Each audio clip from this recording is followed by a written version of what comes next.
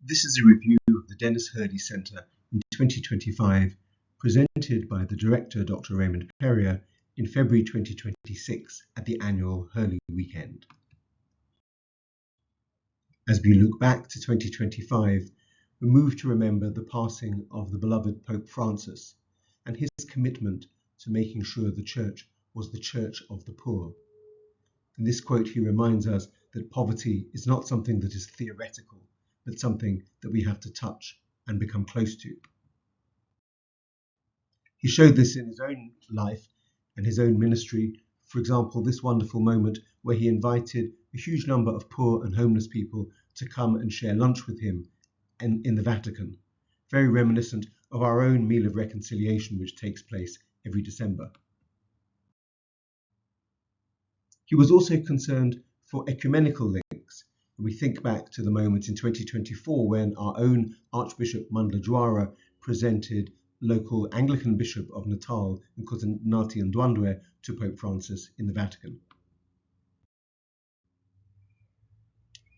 Pope Francis chose the name Francis to remind us of Saint Francis of Assisi's commitment to the poor.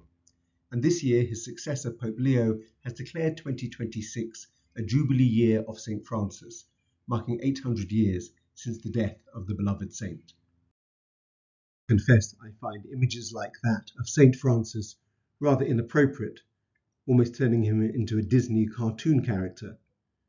This image by the famous Jewish-American artist Fritz Eichenberg, who worked closely with the Catholic worker movement, I think really captures the spirit of Saint Francis. And in fact, he ends up looking rather like many of the homeless guys who come as visitors to the Dennis Hurley Centre. I'd like to draw on St. Francis of Assisi's famous prayer, "Make me an instrument of your peace," as a way of reflecting on our work over the last 25 years and use different woodcuts by Fritz Eichenberg to illustrate aspects of our work.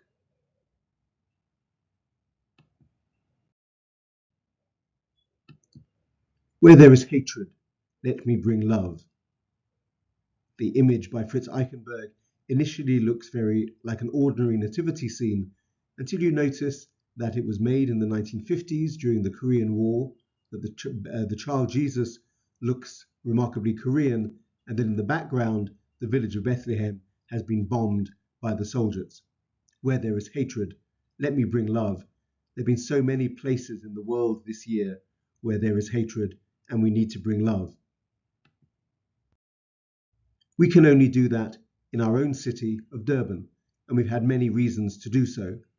The most obvious are the illegal xenophobic blockades that have been taking place here at Addington Hospital and other government clinics around the city, with self-styled protesters demanding the right to see people's identity documents and turning them away from the hospital door if they think they're not entitled to services, even though they are. We managed to convene a number of religious voices to come together and speak out, standing outside the door of Addington, and also sending messages of support, such as the one from Archbishop Dwara and Archbishop Thabo Makgoba, the Anglican primate for South Africa. We used PR to shine a light on what is going on, and the famous Professor Slim Abdul Karim stood outside Addington Hospital talking about his own experience of exclusion there when he was a young student and urging the hospital authorities to take measures to prevent people from being excluded today.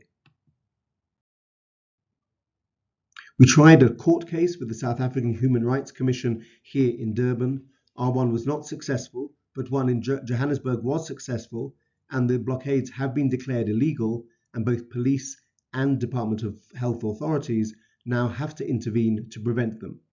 But months after that ruling, unfortunately, the blockades are still carrying on.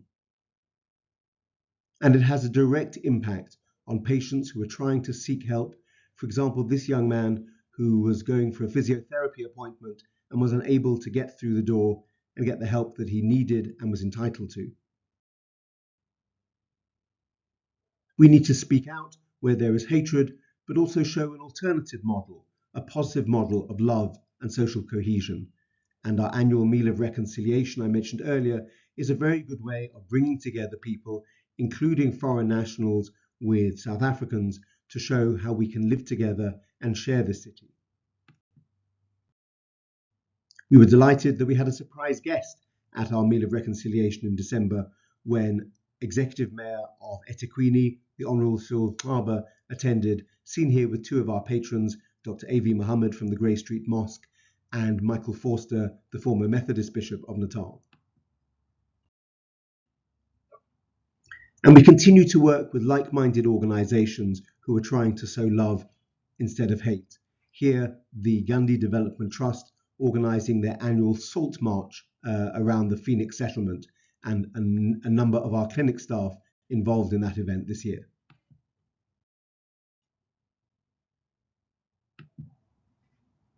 Where there is darkness, let me bring light.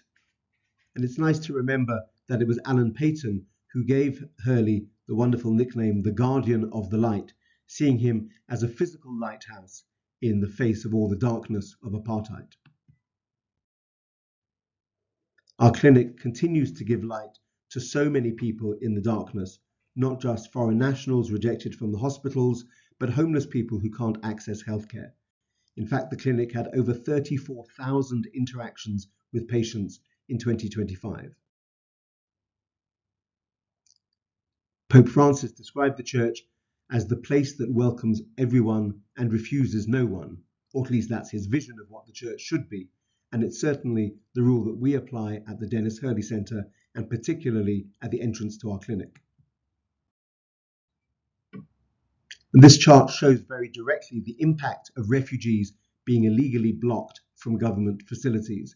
You can see the rise in the number of clinic consultations after the protest started in July, and the huge increase in the percentage of refugee patients we're seeing. That makes it harder then for us to do outreach and see other patients because we have more turning up at our door at the Hurley Centre. Can also be seen in the amount that we spent on medicine. In fact, our spend on medicine was 67% higher than in the year before. That's because we've had to buy a lot of chronic medication, for example, insulin for diabetics, medication for people who have hypertension or high blood pressure, because without that medication, they will get sick and they can't access it as they were before from government clinics. Our healthcare also extends to support from partners, particularly interns from different university groups. Here, a group of chiropractors from DUT coming in to provide a free chiropractic clinic for homeless and refugee people. And we get support from world-renowned experts. Again, Professor Slim Abdul Karim, an incredible expert on HIV and on transmittable diseases, the South African government's major advisor during the COVID pandemic. And in 2025, he delivered the annual lecture organized by the Archdiocesan Justice and Peace Department in honor of Archbishop Hurley and Archbishop Kabuza. Another great partnership in 2025 was a pop-up event with a group of Hindu doctors from the Sri Satya Sai organization who provided a pop-up optical and dental clinic to help our patients. Literally, they were making the blind to see. And we hope that our Streetlit project is not just helping the blind to see, but helping everyone to read. In fact, looking back over last year, we sold over 17,500 books.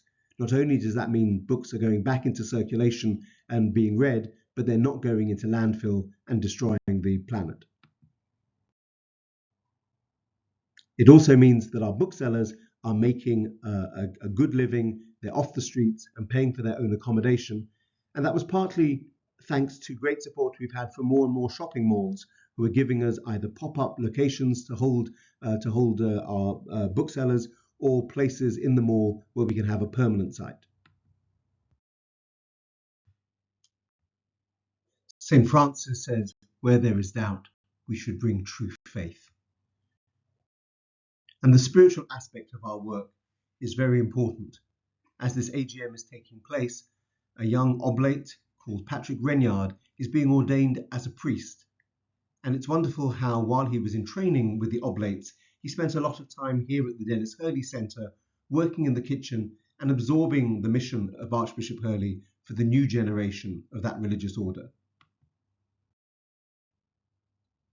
Every year in Lent, we organise a Lenten reflection for our staff and regular volunteers, and last year it was held at St Francis Xavier Church on the Bluff and led by Pauline Rousseau.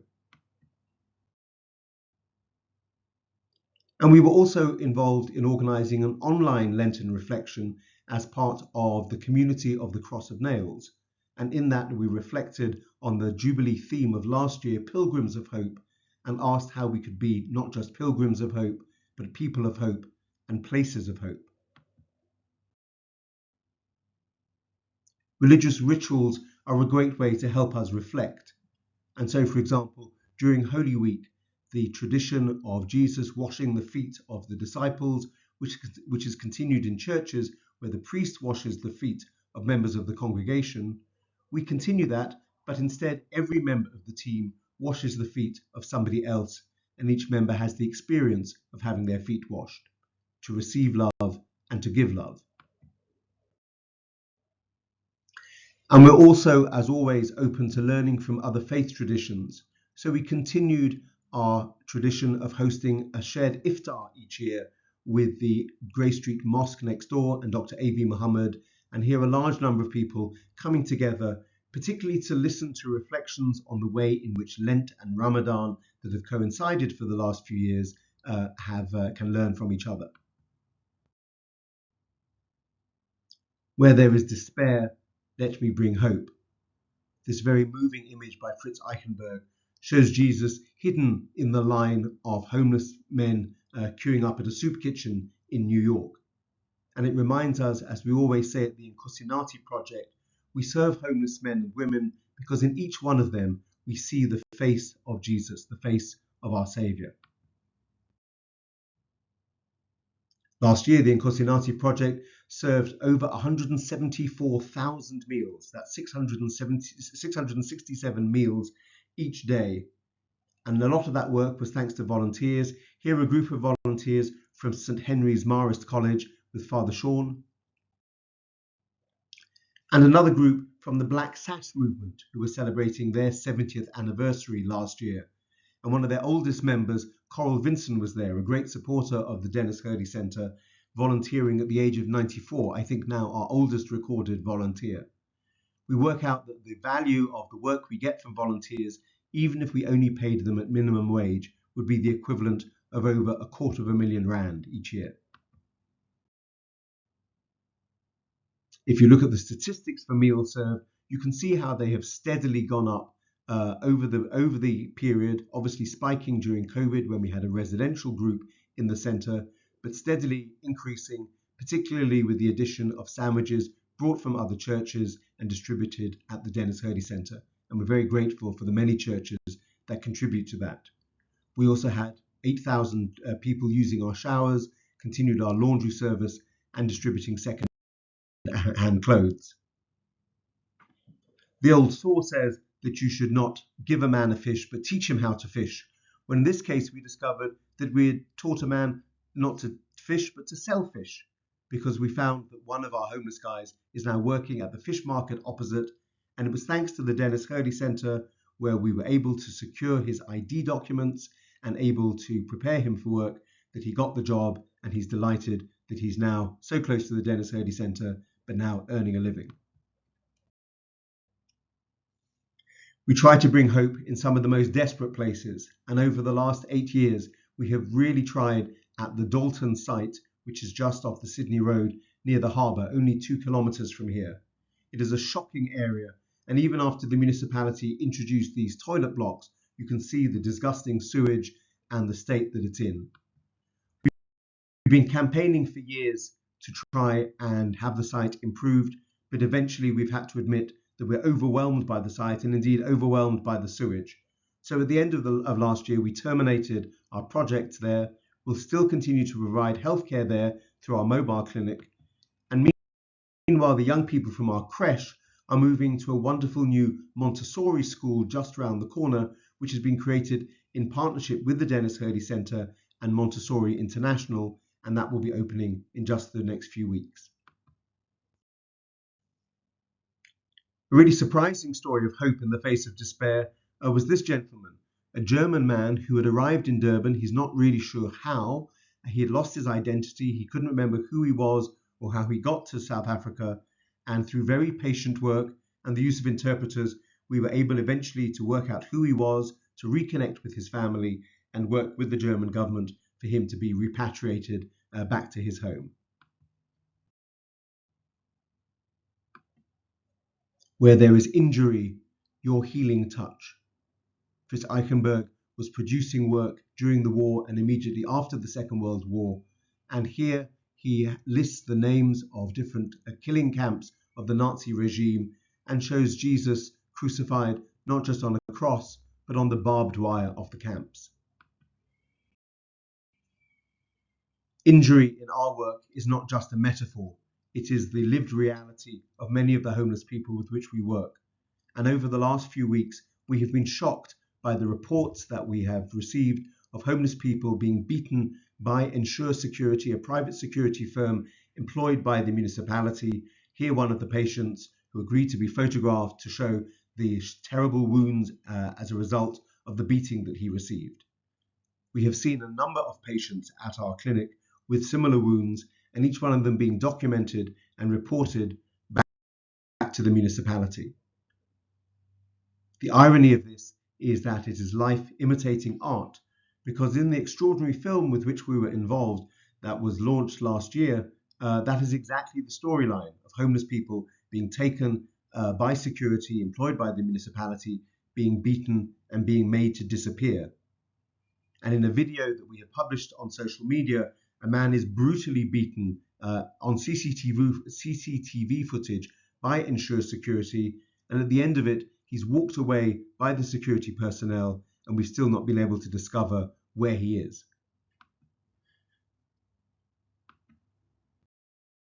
The film was launched at the Durban International Film Festival in July to great applause, and is now touring festivals around the world. We were pleased that we were also able to host a screening of the film here at the Dennis Hurley Centre, and invited homeless people and non-homeless people not only to watch the film together, but then to sit afterwards and discuss it and to share with each other the impact that the film had made on them. Bringing hope in the face of despair is sometimes a hard task, and it's important to remember that transformation is possible. As we complain about the behaviour of our local municipality, we can look across the country at the way the behaviour of the city of Cape Town has been transformed from a very punitive approach to dealing with homeless people to one in which they now engage with them and engage with the NGOs who work with them. And a great example of that was that the National Homeless Conversation that took place in Cape Town in November 2025 was actually hosted in City Hall, with our National Homeless Network banners hanging up outside the City Hall alongside that famous statue of Nelson Mandela. Sitting in the grandeur of City Hall, we were able to learn lessons from all around the country, from dozens of organisations working in different fields to help homeless people, and heard from homeless people themselves about their experiences. And we continue to want to learn from homeless people here in Durban. So when we heard about the eThekwini's plans to create a shelter 37 kilometres away from the city centre in a place called Lower Ilovo, and discovered that the city had done no consultation with the homeless, we substituted for that. So we took homeless people down to the site so they could see it for themselves. And then we hosted a consultation here at the Dennis Hurley Centre with over 100 homeless people talking about the site, talking about what would work for them and what would not work for them. All of that information is available to be fed back to the municipality so that we can help them make good use of this site and not use it, as the homeless guys fear, as a dumping ground for them. That's the end of part 1 of this review. It continues in part 2.